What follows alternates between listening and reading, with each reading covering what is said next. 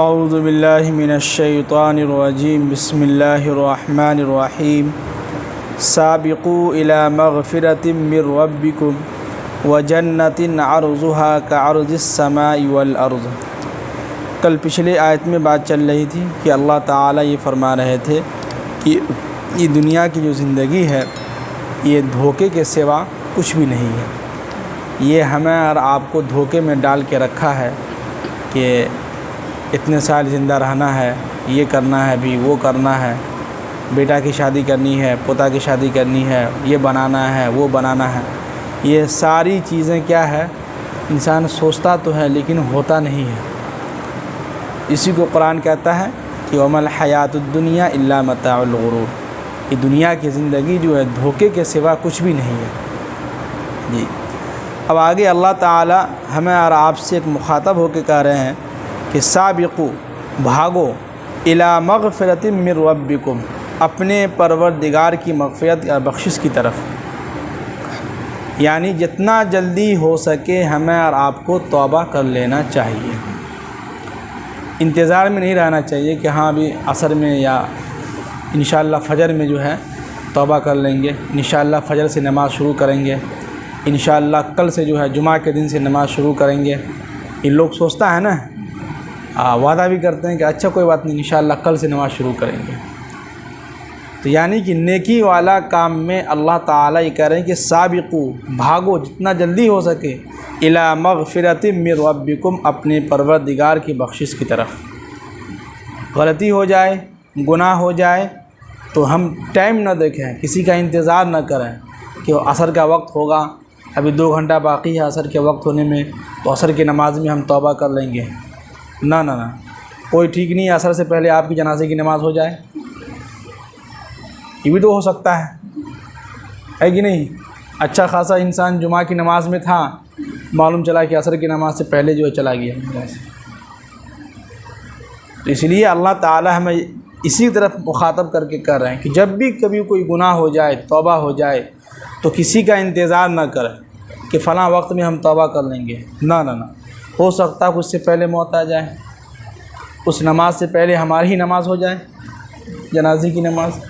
اس لیے ہمیں اور آپ کو کوشش یہ کرنا چاہیے کہ جب بھی کوئی گناہ ہو جائے فوراً 2 رکعت نماز ادا کر کے اللہ کے سامنے توبہ استغفار کر لیں۔ یہ ہے۔ اب آگے کہہ رہے ہیں کہ وَجَنَّةٍ عَرْضُهَا، اور اس جنت کی جو لمبائی اور اس کی چوڑائی ہے اس کے بارے میں کہہ رہے ہیں کہ کعرض السماء، جیسے کہ آسمان کی چوڑائی ہے۔ یہ جو آپ آسمان دیکھ رہے ہیں اسی کی طرح ہے، اور والارض، اور زمین، ان دونوں کو ملا کر کے جتنی اس کی چوڑائی لمبائی ہے اسی کی طرح یہ جنت ہے۔ یہ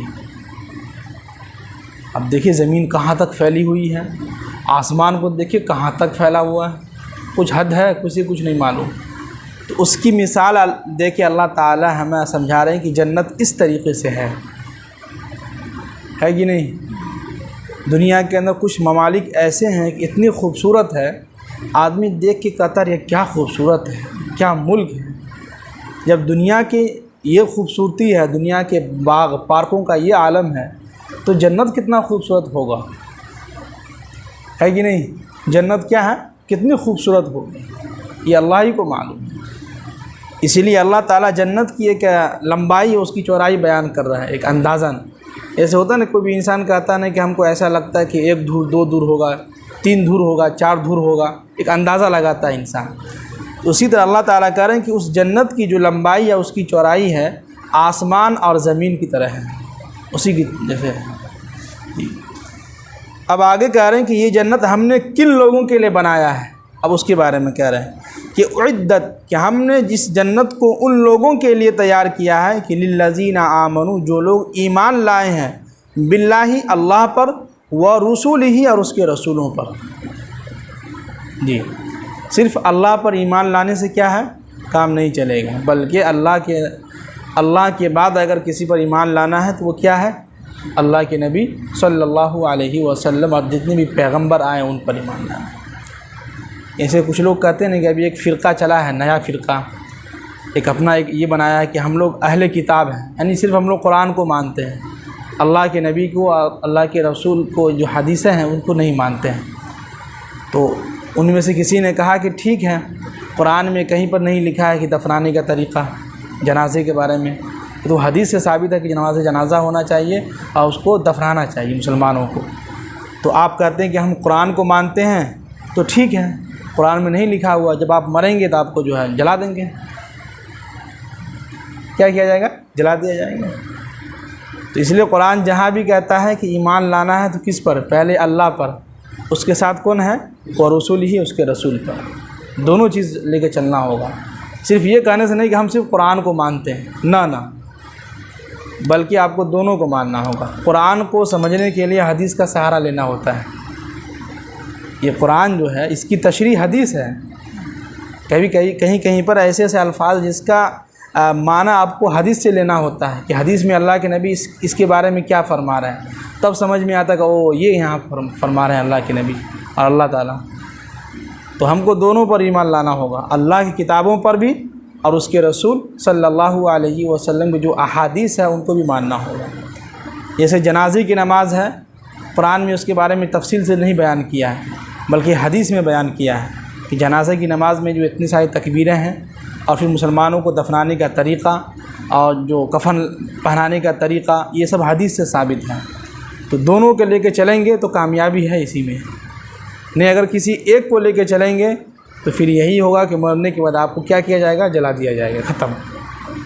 تو ہم لوگ مسلمان ہیں، اللہ نے مسلمانوں کے ساتھ ایسا معاملہ فرمایا ہے، یعنی سمجھے کہ حضرت علی سے کسی نے پوچھا، حضرت علی رضی اللہ تعالیٰ عنہ سے کسی نے پوچھا کہ ہم لوگ جو ہے، یعنی کسی ہندو نے پوچھا کہ ہم لوگ جب ہمارے یہاں کسی کا انتقال ہوتا ہے تو ہم لوگ جلا کے راکھ کر دیتے ہیں، اور اس کے جو راکھ جو ہوتا ہے اس کو ہم کسی ندی میں، پانی میں یا کہیں ہوا میں جو اس کو کر دیتے ہیں، لیکن آپ لوگوں میں دیکھتے ہیں کہ آپ لوگ زمین کے اندر اس کو دفناتے ہیں، کیا وجہ ہے؟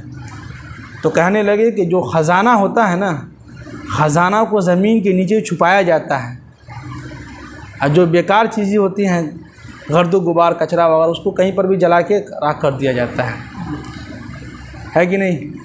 گندگی اگر کہیں لگی ہو اس کو لوگ کیا کرتے ہیں؟ آگ لگا دے گئے، ختم۔ لیکن اللہ نے ہمارے جسم کو ایک خزانے کے طور پہ کیا ہے کہ نہ، مسلمانوں کو نہیں جلانا ہے بلکہ ان کو دفنانا ہے، یہ خزانہ ہے، ان سے سوال جواب ہوگا، ابھی قبر کے اندر ان سے کیا ہوگا؟ سوال جواب ہوگا۔ تو اللہ نے ایمان والوں کے ساتھ بہت اچھا معاملہ فرمایا ہے جی۔ تو وہی کہہ رہے ہیں کہ اس جنت کو ہم نے ان لوگوں کے لیے تیار کیا ہے جو لوگ اللہ اس کے رسول پر کیا ہے؟ ایمان لائے ہیں جی۔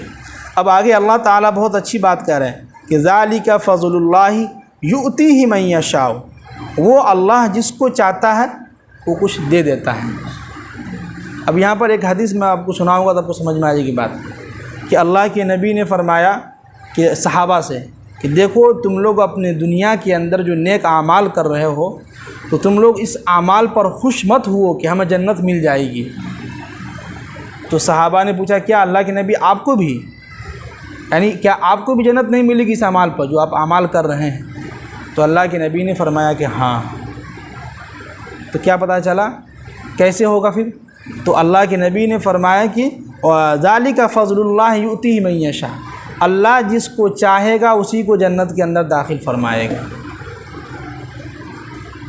بتائیے، اللہ کے نبی بھی کہہ رہے ہیں کہ ہم جو نیک اعمال کر رہے ہیں تو ہمیں بھی اس اعمال پر بھروسہ نہیں کہ اللہ ہم کو جنت میں داخل کرے گا کہ نہیں کرے گا، بلکہ اللہ تعالیٰ اگر اپنے فضل سے چاہے گا تو ہم کو داخل کرے گا، صحابہ کو بھی داخل کرے گا، نیک جو ایمان والے ہیں ان کو بھی داخل کرے گا۔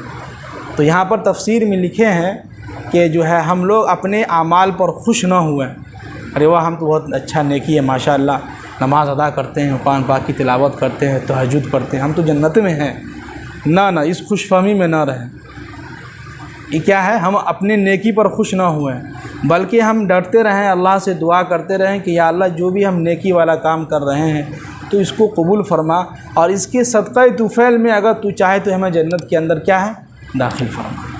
تو اللہ تعالیٰ جس کو چاہے گا جنت میں داخل فرمائے گا، یہ اللہ کا فضل جس پر ہوگا۔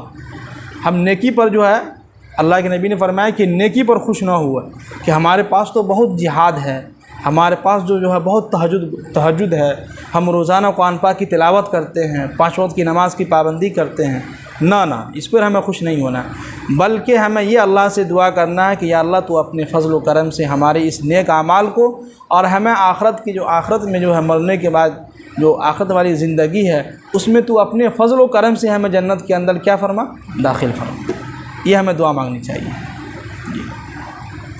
اب آگے کہہ رہے ہیں کہ واللہ ذو الفضل العظیم، اور اللہ جو ہے بہت ہی فضل والا ہے اور بہت ہی عظیم، اور ان کی مقام و مرتبہ بہت اونچا ہے۔ جی اب آگے کہہ رہے ہیں کہ ما اصاب من مصیبت فی الارض، اب بہت پوائنٹ کی بات ہے کہ اس زمین کے اوپر جو تمہیں مصیبتیں پہنچتی ہیں، ولا فی انفسکم، یا پھر تمہاری اپنی زندگی کے اندر تمہیں خود جو مصیبتیں پہنچتی ہیں، تو الا فی کتاب من قبل ان نبرأھا، تو ہم نے اس مصیبت کو تمہاری یعنی دنیا کے اندر جتنی بھی جانیں ہیں سب کو پیدا کرنے سے پہلے ہی ہم نے لوح محفوظ میں لکھ دیا تھا۔ یعنی کہ یہاں پر سمجھیے کہ جیسے زمین ہے، کہا کہ جو کچھ بھی زمین میں جو مصیبتیں پہنچتی ہے، جیسے کہ فلاں جگہ پر جو ہے زلزلہ آ گیا، فلاں جگہ پر جو ہے فلاں ہوٹل میں آگ لگ گئی، فلاں شہر میں جو ہے آگ لگ گئی، فلاں شہر میں آج بارش ہوئی، فلاں شہر میں جو ہے خوب تیز دھوپ ہے، تو یہ ساری جو مصیبتیں ہیں جو آتی ہیں تو اللہ تعالیٰ کہہ رہے ہیں کہ ہم اس کو پہلے ہی لکھ چکے تھے، جب ہم نے تم کو پیدا بھی نہیں کیا تھا، پیدا کرنے سے پہلے ہی لوح محفوظ میں کیا ہے ہم نے لکھ دیا تھا۔ آج دنیا کے اندر انسان کہتا نہ کہ یار وہ کام اگر ہم نہیں کرتے تو ایسا نہیں ہوتا، انسان سوچتا ہے اپنی غلطی کرتا ہے، پھر جو پچھتاتا بھی ہے، افسوس کرتا ہے، لیکن ہمیں اس پر افسوس نہیں کرنا چاہیے۔ کوئی بات نہیں بھائی، اللہ نے بہت پہلے ہی لکھ دیا تو لوح محفوظ میں کہ فلاں تاریخ کو 2024 میں فلاں شہر میں فلاں ہوٹل میں جو آگ لگے گی، لگ گئی۔ بس لوگ کہتا ہے کہ آگ لگی کیسے، سوچتا ہے لیکن آگ لگی کیسے، سمجھ میں نہیں آتا کسی کو، لیکن جب لگنا ہوتا ہے تو کیا ہے وہ ہو جاتا ہے۔ کل ہی پرسوں کی بات ہے، پٹنہ میں یا کہیں پر جو ہے ایک ہوٹل میں جو ہے جو ریسٹورینٹ نہیں ہوتا ہے ہوٹل، اس میں آگ لگ گئی تھی۔ اس سے پہلے جو ہے ٹھنڈی کے موسم میں جو ہے پٹنہ کے ہوٹل میں جو ایک ریسٹورینٹ میں آگ لگ گئی تھی۔ تو جہاں لگنا ہوتا وہ کیا ہے وہ ہو جاتا ہے، یہ اللہ کی طرف سے ہے۔ اب آگے کہہ رہے ہیں کہ ان ذالک علی اللہ یسیر، جی اللہ تعالیٰ کہہ رہے ہیں کہ یہ کام اللہ پر بہت آسان ہے، اللہ کے لیے بہت آسان ہے۔ یعنی کسی جگہ آگ لگانا، مصیبت بھیجنا، زلزلہ کا آنا، یہ اللہ کے لیے بہت آسان ہے، سوچنے کی ضرورت بھی نہیں ہے۔ اب یہاں پر ایک چیز اور ہے کہ جو ہماری زندگی میں جو مصیبت کبھی کبھی پہنچتی ہے، جیسے کہ ہماری طبیعت خراب ہو گئی، یا ہمارے گھر میں کچھ حادثہ ہو گیا، یا ہمارے بیٹے کا جو ہے ایکسیڈنٹ ہو گیا، پاؤں ٹوٹ گیا، ہاتھ ٹوٹ گیا، تو انسان کہتا ہے تم بیوقوف، تو تم گئے کیوں وہاں؟ ڈانٹتے ہیں نا ان کو، حالانکہ ہمیں ڈانٹنا نہیں چاہیے، بلکہ یہ سوچنا چاہیے کہ اللہ نے لوح محفوظ میں ہمارے پیدا ہونے سے پہلے ہی لکھ دیا تھا کہ فلاں تاریخ کو فلاں کا بیٹا جو ہے موٹر سائیکل لے کے جو ہے گمٹی پر جائے گا، وہاں ہلکا سا ایسے مرے گا، وہاں ایکسیڈنٹ ہوگا۔ یہ اللہ نے پہلے ہی لکھ دیا تھا، سمجھ رہے ہیں؟ یہ دیکھیے قرآن ہم لوگوں کو ڈپریشن سے کیسے نکال رہا ہے۔ قرآن کے علاوہ کسی کے پاس یہ آپشن نہیں ہے، کسی بھی مذاہب کے پاس، کہ کسی بھی انسان کو ڈپریشن سے، ٹینشن سے نکالے، نہ، قرآن ہمیں سکھلا رہا ہے بھائی ٹینشن لینے کی ضرورت ہی نہیں ہے۔ کوئی مصیبت آئی تو کوئی بات نہیں بھائی، اللہ نے پہلے ہی لکھ دیا تھا، آنی تھی تو آ گیا، ختم۔